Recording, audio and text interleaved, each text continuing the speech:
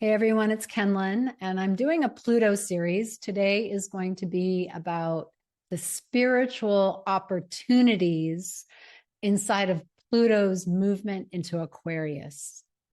That's a mouthful. I hope you've seen some of the other videos of why you should care, and also the transmission of Gene Key 41, the beginning, which coincides at the same time that Pluto moved into Aquarius. It's got some really good nuggets. And that transmission is about receiving a new mission. So I'm breaking these down into this series of Pluto and Aquarius because there's just so much to say and a lot to digest. And we're going to be talking about this forever, our lifetimes, my lifetime, the next 20 years. But isn't it cool that we're here at the beginning? And that everything we have worked for in ourselves, like healing the traumas and getting ourselves empowered and going on the Shiro's journey and all of that.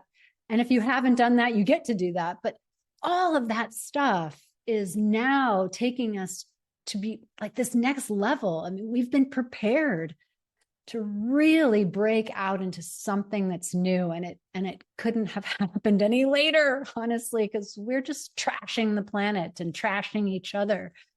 And that comes from an old mind. That comes from the old mind of scarcity and fear and that toxic masculine paradigm of just like, we'll go kill it, like, let's just kill the enemy because that'll take it out. No, the enemy is us in our psychotic minds. Oh, I'm already started. So anyway, we're going to move into some of the spiritual opportunities of Pluto in Aquarius. And I think this is super important to presence because the energy of Aquarius is really not spiritual. Every side has its spiritual side, but it's technological, it's innovative, it's scientific, it's from the mind.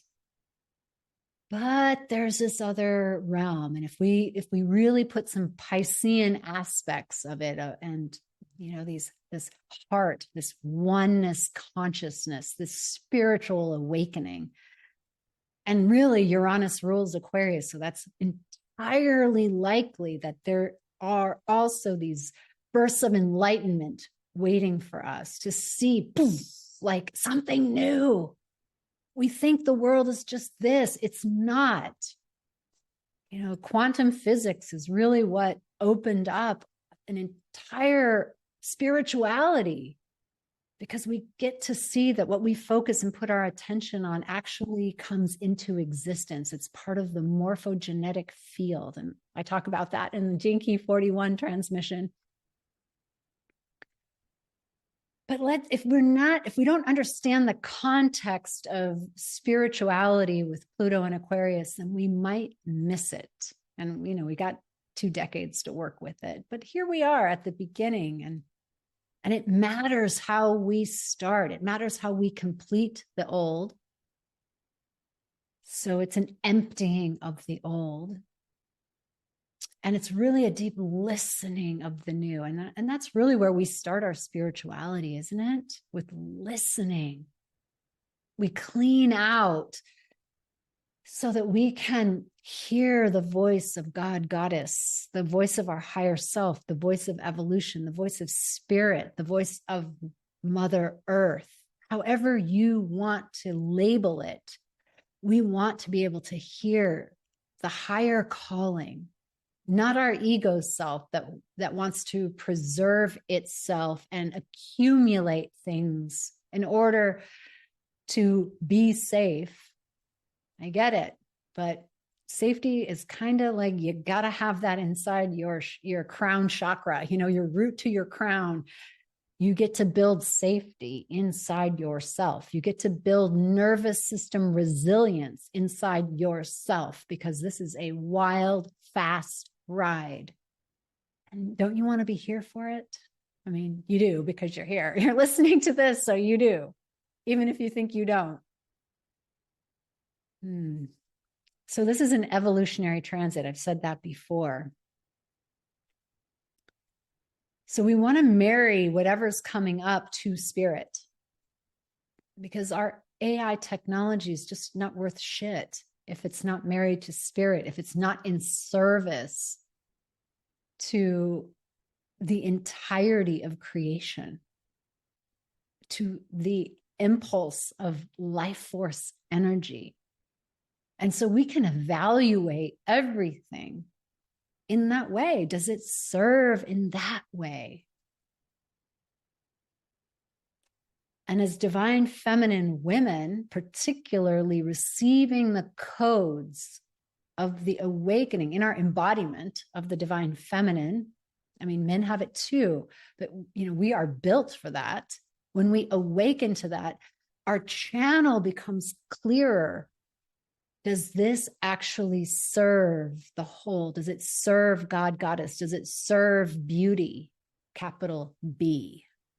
I mean, beauty is one of the 4 pillars, the cities of human design, gene keys, that that's why we're here. Unity, beauty. So the spiritual opportunities inside of this transit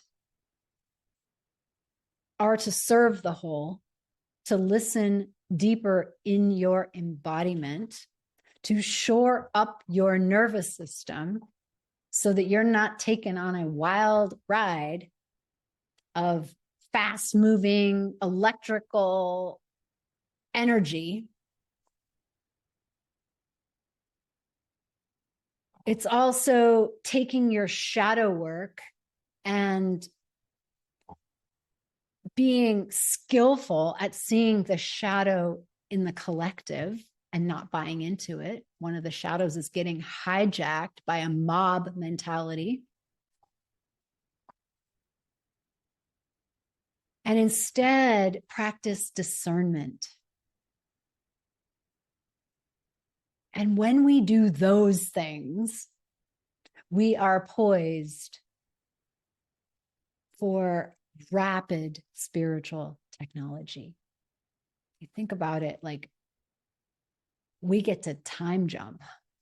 Saturn is in Pisces, dissolving time, Chronos time, Saturn. And so they're opening up an opportunity that we can actually quantum leap our spiritual evolution. World 48, as if you know the map of consciousness that I've shared, I think I started sharing that in June. You can look back at my old videos, like June 4th or 5th, around there, the map of consciousness.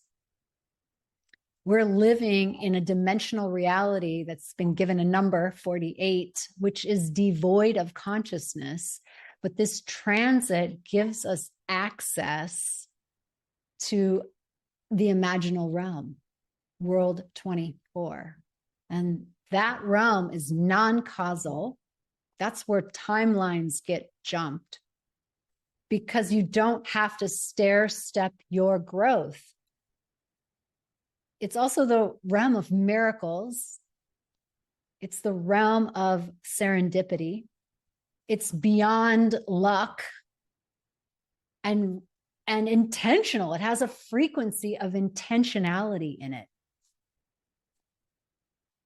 So we're heading, we really can head toward the miraculous.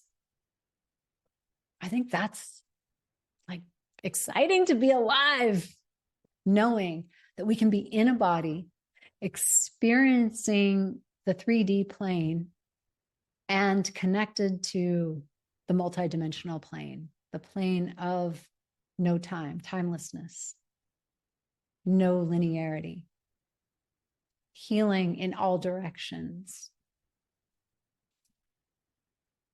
skipping over the drudgery of timelines and incremental growth into flashes of awareness. And that's happened to, disparate people. It's happened in life before, but it has not happened on a mass consciousness level. So imagine if we really take that on, that can happen on a mass consciousness level. where the entire teaching of the cosmos can actually be available to you. Imagine the humility you would need for that. Imagine that when you really had that level of gnosis, how it would bring you to your knees, because the world as you know it would blow up. It would disintegrate. It would cease to exist, because you would actually see the truth and the beauty of the cosmos. I mean, let's freaking go for that, right? So healing, that's miracles, timeline jumping. Aquarius rules the quantum.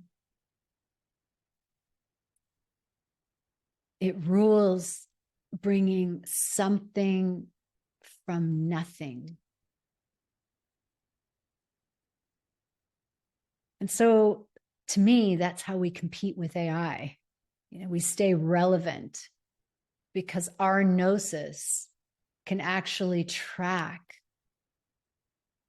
AI's exponential growth, but we can't do it from the substrate of our brain, of our thinking mind, of the neuro pathways.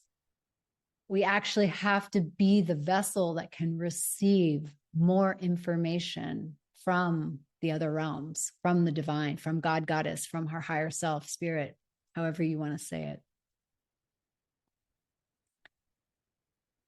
And we have help. You know, I've presenced this on other videos. We have the North Node will go into Pisces next. So we have that help of really bringing online our spirituality. We have Saturn in Pisces now already dissolving the notion or the experience of time, this experience of time. So today is a great day to begin committing, recommitting, wherever you are in that path of committing or recommitting to your spiritual path, to a way that quiets your mind to receive information. And it's not a belief system. You don't need to enroll other people in believing the same way you do. You simply need to open the channel within yourself. So one of the things I do is I like to walk the labyrinth. It's a new thing for me, and I didn't have a great context of the labyrinth until I read Kathleen McGowan's books on Mary Magdalene and the Mary Magdalene's lineage, and learned some history of the labyrinth dating back to King Solomon. And that just inspired me. And there was this labyrinth in this church built by the Boy Scouts next to my house. And I had walked it before, but not even knowing what it was. So I went back to that labyrinth. And I started to walk with this intentionality in this context that I was actually using the entry point to let go of who I think I am and my beliefs and my anger and my judgment. And like, it was an incredible space I gave myself to let go. And I can use tapping, alongside of it as I'm tapping and walking and talking and listening to binaural beats. And then when I get to the center, it's like closing my eyes, opening my hands, receiving whatever wants to reveal itself to me, having the quiet space, the silence, the stillness, the solitude. And then walking out of the labyrinth in that way of receiving the integration, gratitude, seeing life in a new way, new perspective. And I notice that just sets my day up incredibly differently. So we'll have a lot more videos on this as our spiritual development actually evolves. Like, the conversation is going to get really interesting and really juicy. But for now, commit to something that allows you the 3 S's, stillness, silence, and solitude, to receive the downloads that are really pouring through right now. Thank you for joining, and I'll see you on the next video.